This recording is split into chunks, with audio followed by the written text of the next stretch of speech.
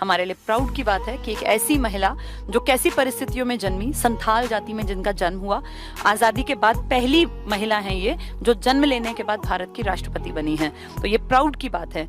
इनकी लाइफ को बताने का टारगेट क्या है? इनकी लाइफ को बताने का टारगेट ये है कि हर बच्चा जो मुझे सुन रहा है, जितने लोग मुझे सुन रहे हैं, जिनको लगता है कि उनकी लाइफ में बहुत सारी परेशानियां हैं, बहुत सारी दिक्कतें हैं, इनकी जिंदगी से ज्यादा परेशानियां, जैसे कैसे इंसान के तौर पे देखें, इनकी लाइफ कितनी टफ थी, जिसके पूरे परिवार में एकदम से बर्बादी दिखाई देने लगे, जिसके 2 ही बेटे हों, दोनों जवान बेटे चले जाएं, इकलौती इनकी एक बेटी बची है, इतिश्री मुर्मू। इनके पति जो कि बैंक में 1980s में जब इनकी शादी हुई तो बैंक में काम करते थे, इनकी बेटी भी बैंक में काम करती है। तो देखिए कितने साधारण, इनफैक्ट साधारण वर्ड भी बहुत बड़ा है, कितने अभावों से ग्रसित इलाके में जन्मी ये बच्ची, जिसने कभी सोचा भी नहीं था कि मैं कहां से कहां तक का सफर तय करूंगी, कैसे पढ़ लिख कर मुश्किलों से, कैसे हालातों से लड़ते हुए और कैसे कैसे अधिकारियों के सामने जाके अपनी बात को रखा, कितने जज्बे के साथ इन्होंने ये प्रूव किया कि इनमें बहुत ज्यादा कैलिबर है, आगे बढ़ सकती हैं।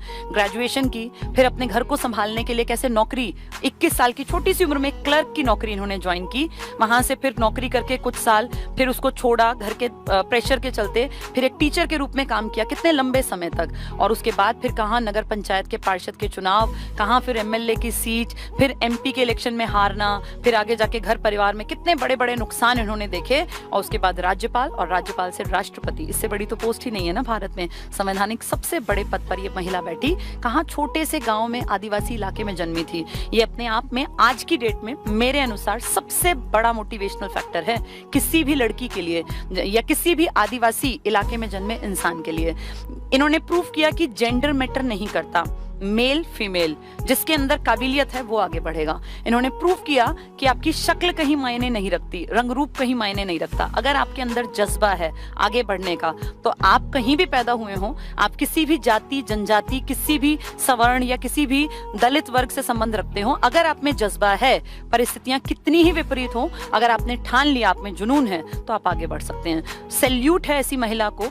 और ये मैं वैसे ही नहीं कह रही, जैसे कोई भी राष्ट्रपति तो बहुत बने हैं, लेकिन कोई ऐसा जिसके लिए सच में दिल से इज्जत निकली, कि जिसने सच में बहुत ज्यादा परेशानियों को झेलते हुए यहां तक अपना मुकाम हासिल किया, ऐसा एग्जाम्पल शायद देश में ये पहला है। क्योंकि इनसे पहले जो 14 राष्ट्रपति बने हैं, उनमें से भी कई लोग गरीब थे, लेकिन इतनी ज्यादा खराब परिस्थितियां और ऐसा परिवार जहां की इतनी ज्यादा नुकसान, इतने ज्यादा दुख इन्होंने देखे, और तब जाके अपने आप को प्रूव कर दिया कि अगर आप में जज्बा है, आप में जुनून है, और आप सही और सच्चे मार्ग पर चलते रहेंगे, तो आप कुछ भी हासिल कर सकते हैं। इससे बड़ा तो संवैधानिक पद भारत में है ही नहीं, जहां आज ये बैठी हैं। तो कैसे एक सरकारी नौकरी 21 साल में क्लर्क लगने वाली महिला आज देश के सबसे बड़े पद पर आसीन है। ये सच में बहुत रिस्पेक्टेबल महिला हैं, और जो एक एग्जाम्पल है जीता जाता। तो जो लोग ये बहाने मारते हैं ना कि भैया हमारे पास ये नहीं है, मेरे माँ बाप ने मुझे अच्छी पढ़ाई नहीं कराई, या मैं बहुत गरीब हूँ, या मेरे घर में ये वाला दुख है, या कोई कहता है मेरे पिताजी का हाथ नहीं है, आप इनसे सीखो।